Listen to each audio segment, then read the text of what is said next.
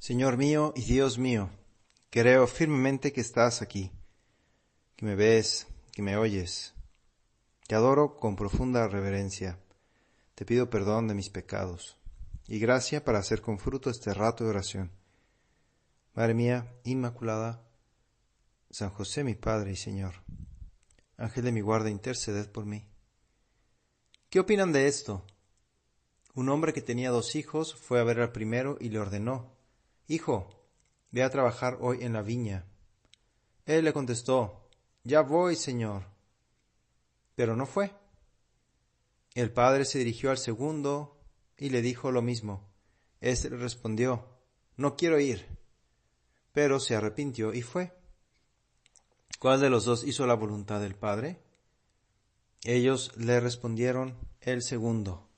Es un diálogo que tú tienes, Señor, con los sumos sacerdotes y ancianos del pueblo que andaban por ahí.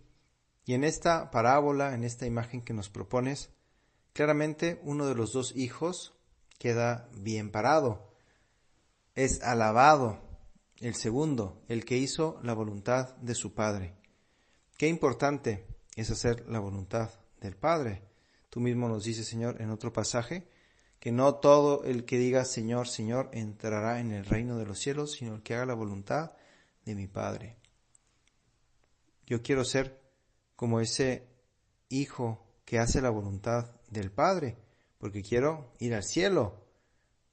Tú, Señor, dices esta parábola, esta imagen, esta comparación a estos hombres religiosos, personas que leían la Sagrada Escritura, que rezaban, que frecuentaban otras prácticas religiosas, o sea, que decían que sí querían seguir a Dios, que sí querían dar culto a Dios, pero cuando tú llegaste no te reconocen como Dios, no se convierten, no se adhieren a ti. Son los que dicen sí, pero luego no van. En cambio, hay otras personas pecadoras que vivían alejadas de Dios, las prostitutas, los publicanos, que al escuchar a Juan Bautista, que al verte a ti, Señor, haciendo milagros, hablando con sabiduría, perdonando, ellos se convierten. Y tú les dices, estos que al principio dijeron que no, luego dicen que sí. Y estos son los que conseguirán el reino de los cielos. Estos son los que entrarán en la gloria. De este pasaje, inmediatamente entendemos lo necesario que es rectificar. Nunca es tarde para rectificar, nunca es tarde para convertirse.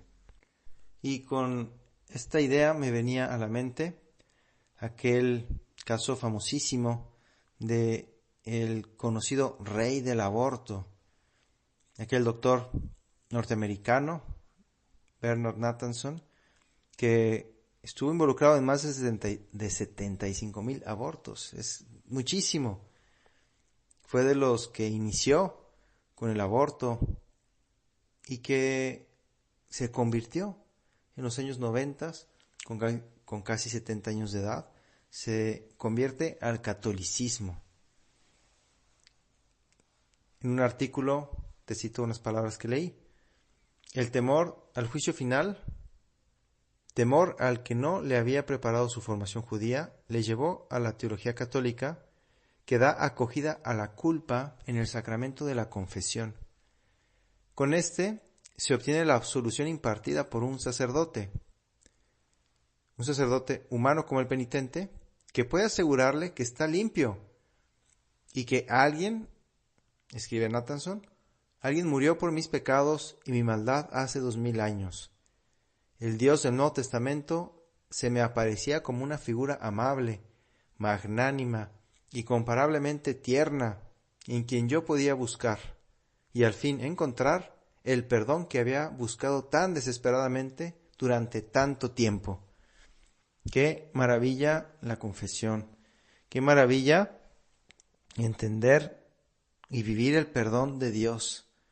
San José María recordaba muchas veces esta idea diciendo, un Dios que crea es maravilloso. Vemos la creación, la perfección de las criaturas, la belleza, la variedad, un gran signo del amor de Dios por nosotros. Pero un Dios que perdona es todavía más admirable, pues este hombre percibió el perdón de Dios porque el pecado que tenía encima era grandísimo, más de 75,000 abortos. Él había participado y otros tantos pecados. Él se da cuenta de que el aborto está mal cuando llegan los ultrasonidos y puede ver un poquito más que hay algo ahí adentro de la mujer que se está moviendo. Y fue creciendo poco a poco su rechazo al aborto hasta que participa en grupos pro vida. Además de eso, dice el mismo artículo, comenzó a cuestionarse su propia vida. Una posibilidad era suicidarse, no solo por los abortos que había realizado, sino también por sus 3 matrimonios fracasados, por haber violado el juramento hipocrático que prohíbe el aborto y por no haber sido un buen padre para su hijo Joseph. Bueno, y también había participado, sus primeros abortos fueron los de sus propios hijos. Tremenda la culpa que cargaba sobre sí. Pero descubre en la confesión, descubre en la verdad de que tú, Señor, moriste por nosotros, por nuestros pecados, que ya nuestros pecados tú ya los cargaste en la cruz. Y estás esperando que nos acerquemos a ti para derramar esa gracia que nos perdona y nos sana. En estas palabras tuyas, Señor, en esta parábola del hijo que rectifica, nos hablas de lo importante que es rectificar y que nunca es tarde para rectificar. Pues ayúdanos a ser personas que rectifican, que se convierten. Ahora que estamos en Adviento, es un muy buen tiempo para confesar, hacer una buena confesión.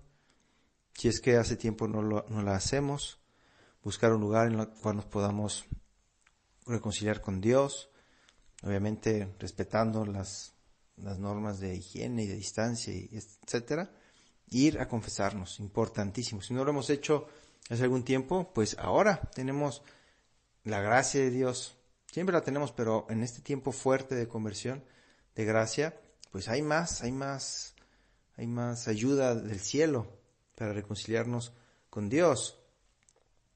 Qué importante rectificar en la confesión, pero también rectificar en otros momentos cuando nos damos cuenta que hemos hecho algo malo, pedir perdón a Dios, pedir perdón al prójimo.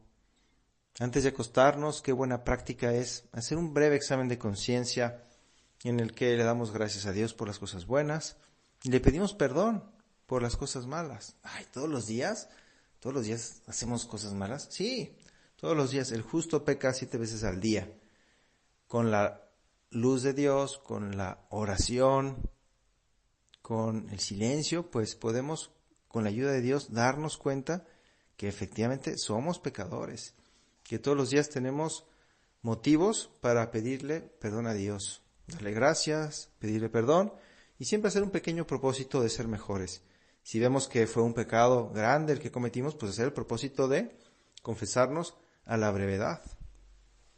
Otra enseñanza que podemos extraer fácilmente de este relato del Evangelio es el procurar ser personas de palabra. Qué bueno habría sido que el hijo mayor dijera, sí voy, y que hubiera ido, y que el hijo menor hubiera dicho, sí voy, en vez de no voy, y al final que hubiera ido también como fue.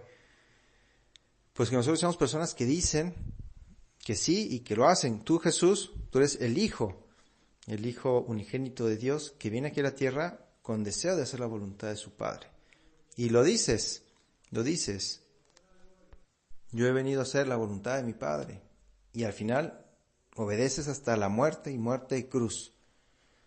Y también, pues la hija predilecta de Dios, nuestra madre, que dijo, he aquí la esclava del Señor, y que estuvo toda su vida haciendo la voluntad de Dios, estuvo toda su vida sirviendo a Dios, alabándolo. Pues Madre nuestra, ayúdanos a ser buenos hijos, a ser como Jesús, a ser como tú, personas que dicen que sí y que al final lo hacen. Pero si somos débiles y te decimos que no y nos alejamos de Dios, que sepamos también ser humildes para rectificar, dándole esa gran alegría a Dios. Te doy gracias, Dios mío, por los buenos propósitos, afectos e inspiraciones que me has comunicado en esta meditación. Te pido ayuda para ponerlos por obra. Madre mía Inmaculada, San José mi Padre y Señor, Ángel de mi guarda, interceded por mí.